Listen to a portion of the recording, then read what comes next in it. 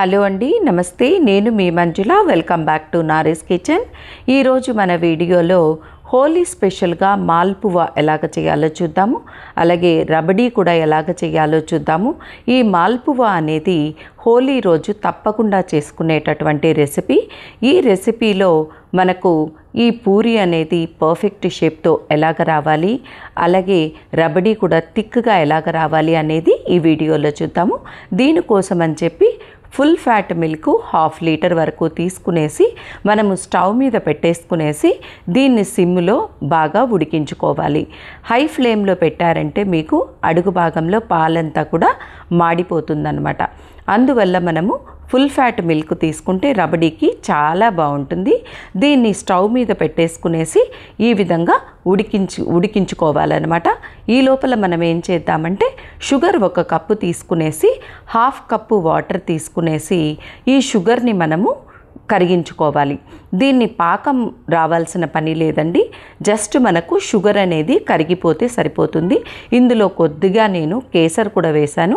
కేసర్ వేయటం అనేది ఆప్షనల్, మీకు కావాలంటే వేసుకోవచ్చు.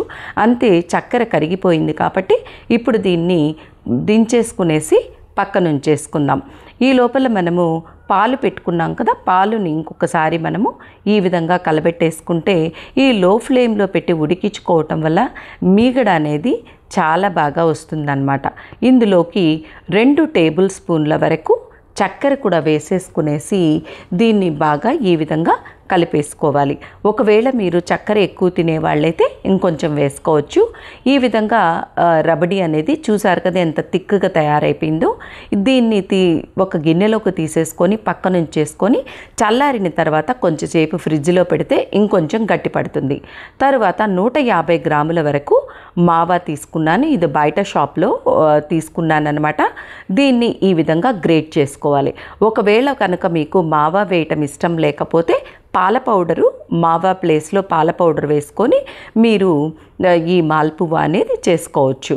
ఈ విధంగా గ్రేట్ చేసేసుకున్న తర్వాత మీరు ఈ విధంగా గ్రేట్ చేసుకుంటే మనకు పాలలో చక్కగా కరిగిపోతుంది. పాలు 1.5 కప్పు వరకు తీసేసుకునేసి దీన్ని మనము గ్రేట్ చేసుకున్నటువంటి మావాలో వేసి ఈ విధంగా బాగా కరిగేట్టుగా చేసుకోవాలి. పాలు అనేది గోరువెచ్చగా ఉండాలి. చల్లని పాలైతే మీకు మావా కరగదనమాట. అందువల్ల మీకు గోరువెచ్చని పాలు తీసేసుకునేసి ఈ విధంగా కలిపేసామంటే ఈ మావా అంతా కూడా ఇందులో కలిసిపోతుంది. చూసారు కదా, అసలు మావా అనేది మనం వేసినట్టు కూడా తెలియలేదు, అంత బాగా కలిసిపోవాలన్నమాట. ఆ తర్వాత మైదా 200 గ్రాముల వరకు తీసుకునేసి మనము కొద్దిగా వేసుకుంటూ ఇందులో ఈ విధంగా కలిపేసుకోవాలి. మనము 1.5 కప్పు తీసుకున్నాం కదా పాలు, ఆల్రెడీ మనము ఒక 1/2 కప్పు పాలు వరకు వేసేసాము. ఆటా వేసిన తర్వాత ఇందులో ఇంకొక 1/2 కప్పు కూడా వేసేసుకునేసి ఇదంతా ఉండలు లేకుండా బాగా కలిపేసుకోవాలి. ఉండలు అస్సలు ఉండకూడదు. ఈ విధంగా కలిపిన తర్వాత మనము ఆల్రెడీ సగం మైదానే వేసాము. ఆ సగం మైదా కూడా ఇప్పుడు వేసేసుకునేసి ఇంకొక 1/2 కప్పు పాలు ఇందులో వేసేసుకునేసి ఏ మాత్రము ఉండలు లేకుండా మనము బ్యాటర్ని తయారు చేసుకోవాలి. మీకు ఉండలు కనుక ఉన్నిందనుకోండి, మీరు ఈ పూరి చేసేటప్పుడు సరిగా రాదనమాట. తర్వాత కన్సిస్టెన్సీ అనేది కూడా ఈ విధంగానే ఉండాలి. 1.5 కప్పుకి 1/4 కప్పు మాత్రమే పాలు మిగిలింది. ఆ తర్వాత ఏలకల పొడి కూడా వేసేసుకునేసి ఈ కన్సిస్టెన్సీతో ఖచ్చితంగా ఉండాలి. ఎక్కువైనా తక్కువైనా కూడా మీకు పూరి అనేది సరిగా రాదు. నేను నెయ్యిలో వేయిస్తున్నాను, మీరు కావాలంటే నూనెలో కూడా చేసుకోవచ్చు. కానీ మాల్పువా అనేది నెయ్యిలో కనుక చేస్తే సూపర్ టేస్టీగా ఉంటుంది. ఈ విధంగా మనము బ్యాటర్ తయారు చేసుకున్న దాన్ని ఇందులో వేసేసుకునేసి ఈ విధంగా ఫ్రై చేసుకోవాలి. ఈ మాల్పువా చేసేటప్పుడు బాండలిలో కాకుండా ప్యాన్లో కనుక చేసామంటే ఒకేసారి మనము 3-4 వరకు వేసుకోవచ్చు అనమాట. అదే బాండలిలో అయితే మనకు ఎక్కువ పట్టవు.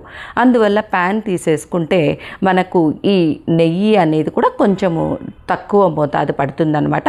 ఈ విధంగా మనకు ఈ కలర్ వచ్చేంత వరకు తీసేసుకునేసి ఒక జాలి గరిటెలో వేసేసుకునేసి జస్ట్ ఇంకొక గరిటెతో కొద్దిగా నొక్కేసుకునేసి ఆల్రెడీ మనము షుగర్ సిరప్ చేసి పెట్టుకున్నాం కదా, అందులో వేసేసుకోవాలి.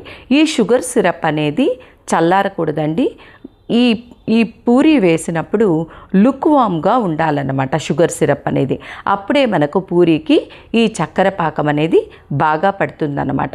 ఎక్కువసేపు నానబెట్టాల్సిన పని లేదు. జస్ట్ వేసేసుకునేసి 1 నిమిషం ఉంచేసుకునేసి తర్వాత దీన్ని ప్లేట్లోకి తీసేసుకోవటమే అనమాట. ఎప్పుడైనా కూడా మీకు ఈ చక్కెర పాకం అనేది వేడిగా ఉండేట్లు చూసుకోండి. ఇంకొక బ్యాచ్ కూడా నేను వేసి మీకు చూపిస్తున్నాను చూడండి. మనకు బ్యాటర్ అనేది పర్ఫెక్ట్గా ఉంటేనే మనకు ఈ విధంగా వస్తుంది. ఒకవేళ మనకు మావా ఎక్కువైనా మైదా తక్కువైనా ఇలా పూరి వేసినప్పుడు అది విడిపోతుందన్నమాట. కొంతమంది దీన్ని బాగా రెడ్ కలర్ వచ్చేంతవరకు వేయించుకుంటారు. కానీ నాకైతే ఈ కలర్తో ఉండేటప్పుడు ఈ పూరి అనేది తీసేసి తిన్నామంటే చాలా టేస్టీగా ఉంటుంది. అందువల్ల నేను కొద్దిగా కలర్ తక్కువగా తీసేసుకున్నాను అనమాట. దీన్ని చక్కెర పాకంలోనే వేసేసుకునేసి ఈ విధంగానే మనము ప్లేట్లోకి తీసేసుకోవటం అంతే అండి. మాల్పువా అనేది రెడీ అయిపోయింది. ఇది చాలా చాలా టేస్టీగా ఉంటుందండి. దీని మీద కొద్దిగా నేను పిస్తా కూడా వేసేసుకునేసి డెకరేట్ చేసుకుంటున్నాను. ఈ పిస్తా బాదాం అనేది ఆప్షనల్. ఇది ఖచ్చితంగా వేయాల్సిన పని లేదు. కాకపోతే వేస్తే చూడటానికి బాగుంటుంది, అలాగే తినేటప్పుడు కూడా చాలా బాగుంటుంది.